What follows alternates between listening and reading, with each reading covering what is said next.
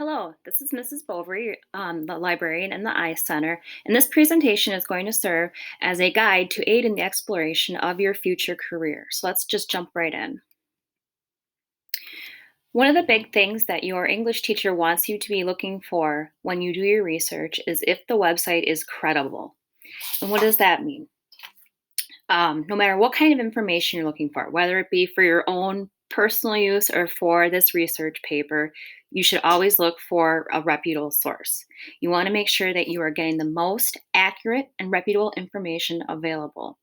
Otherwise, if you don't, your information is not correct, and your English teacher might flag that or highlight that in your research. So, how do you know if a website is credible? You need to ask yourself a couple questions here. Who is the author of the source? Where was the source published? What information does the source include and what does it look like? When was the source published or updated? Why did the author create the source? And how was the source published? So, what does all that mean? So, in terms of talking about who the author is, whoever is writing that article or whatever information you're taking from the internet should be an expert on the topic and highly respected. Number two, where was the source published?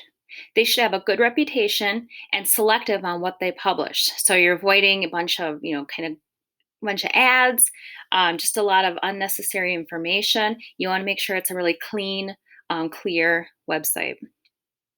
Number three, what what information does the source include? Again, your information should be clear, it should make sense, and free of grammatical errors. So yeah, if you're seeing things where it's not it's not readable, there's errors, lots of ads, a lot of clutter, it's probably not that great of a site for you for your research. Number four, when was it updated? Accuracy is key. If it was published 15, 20 years ago, the information on that website might not be all that accurate. However, if it was recently updated as little as a week ago, then you know your information is going to be accurate. Number five, why did the author create it? Information should be free of bias. Watch out for opinion pieces. And so that means to free of bias. It shouldn't lean one way or to the other. In terms of religion, politics, it should be free of bias and just delivering the information to you clearly and responsibly. And the last one, how was it published? Check those your domains. So a .org, a .edu, a .gov, and .mil for military are going to be reputable sites. So when folks publish within those domains, they are highly respected and they are considered to be experts on their topic because of the information that they're putting out there. So, as you're doing your research and maybe you're finding something that's a little questionable, maybe you want to check it out, here are some of the top 10 fact and bias checking websites. And this is from the International Society of Technology Education. So, this is a reputable list. The first one is called All Slides. While not a fact checking site, All Slides curates stories from the right, center, and left leaning media so that readers can easily compare how bias influences reporting on each topic. And I do want to quickly note I do have all of the sites linked here. And so your teachers are sharing this with you. So if you jump onto this presentation, all you need to do is click on here and it'll take you to that site. So you don't have to be writing all of these down. Factcheck.org. This nonpartisan project at the University of Pennsylvania monitors the factual accuracy of what is said by U.S. political players, including politicians, TV ads, debates, interviews, and news releases. Media Matters. This nonprofit and self described liberal leaning research center monitors and corrects conservative misinformation in the media. Truth or Fiction. This nonpartisan website is where users can quickly, easily get information about e-rumors, fake news, disinformation, warnings, offers, requests for help, myths, hoaxes, virus warnings, and humorous or inspirational stories that are circulated by email. So this one is huge. I mean, that's what we talk about in the past few years, fake news, misinformation, alternative facts. This might be a really good one to go and check out. OpenSecrets.org. This nonpartisan, independent, and nonprofit website tracks how much and where candidates get their money. Oh, so maybe for those of you maybe researching a career in politics, this might be a good website for you to check out. PolitiFact, this Pulitzer Prize winning website rates the accuracy of claims by elected officials. This site features the Truthometer that rates statements as true, mostly true, half true, false, and pants on fire. ProPublica, this independent nonprofit newsroom has won several Pulitzer Prizes. And so companies, organizations, writers earn Pulitzers within the work of journalism. I should just throw that in. So ProPublica produces investigative journalism in the public interest. And Snopes, a lot of us are familiar with this one. This independent, nonpartisan website run by professional researchers and writers researches urban legends and other rumors. It is often the first to set the facts straight on wild fake news claims. The Sunlight Foundation. This nonpartisan nonprofit organization uses public policy database journalism to make politics more transparent and accountable. The Washington Post Fact Checker. Although the Washington Post has a left-center bias, its checks are excellent and sourced. So that's huge too. They're telling you where they got their information from. The bias shows up because they fact-check conservative claims more than liberal ones. So you gotta be careful for that. So again, those were 10 sites where you can go to fact check and check to see if your resources are credible. But now kind of getting into more of the career portion of your research, I know your teachers have shared with you some sites that you can use to look up information about your future career or something that you might be interested. But I also wanted to suggest these two to you as well.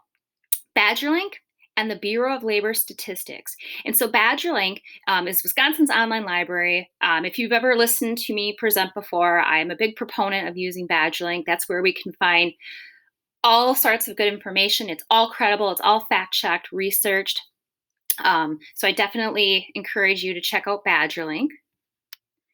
And then with the Bureau of Labor Statistics, so this is where you can find careers that relate to your interests and learn facts about the economy and jobs. So if we want to, again, these are both linked.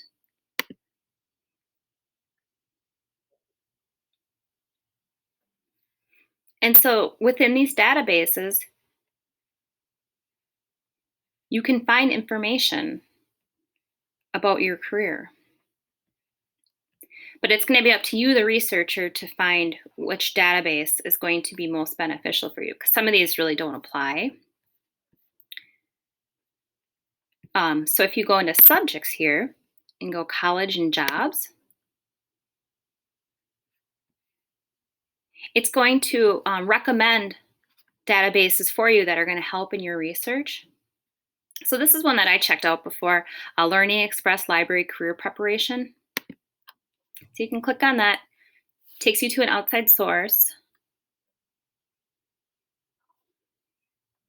And so this is where you can learn more about a career.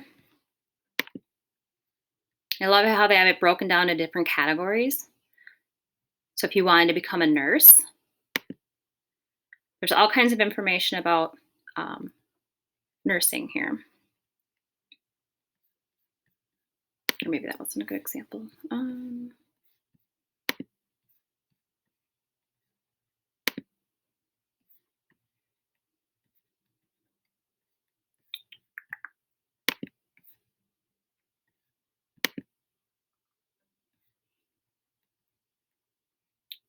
Other kinds of information on here as well. Cosmetology exams, so what you would need to know to become certified in cosmetology, prepare for culinary arts, plumbing, the military, nursing, real estate, teaching. So that's information that you're going to want to include in your research. What kind of education will you need? What kind of training? What kind of certification? So this would probably be a good database for you to find that information. So yeah, that's BadgerLink. Pop back onto the presentation here. Taking a look at the Bureau of Labor Statistics. What I love about this is that they have a K-12 portion to their website. So even though it is a government website, they have an area on here dedicated to students. So if we click on Student Desk,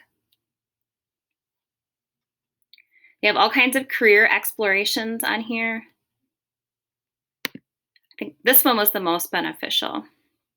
So if you're in a building and fixing things, you can check out what a carpenter all entails. So they have the median pay, education, training, the job outlook. So all that information can be found here within this portal as well. So I really like that one. I would definitely recommend checking out this. So again, that's from the US Bureau of Labor Statistics.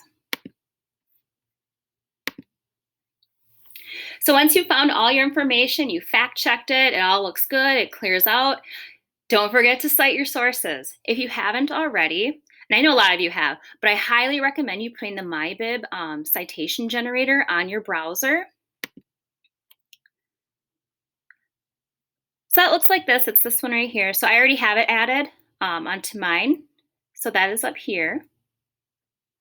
But yeah, if you just start typing in MyBib, it takes you right there. It's a free download. You guys have access to it. So I've definitely put that on there.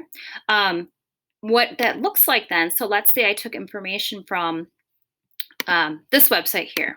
We'll go back to Carpenter. If I took something from this web page and included it in my research, I have to cite it. I have to put it in my Works Cited page. So what I would do then, I would go up to my extension, my MyBib generator, and there, it did it for me. So I just click the copy. I can jump over to my Works Cited page and paste it in. And it does the margins for you. It's double spaced. So yeah, pretty slick. It works really nice. So I would highly recommend downloading the MyBib extension if you haven't already.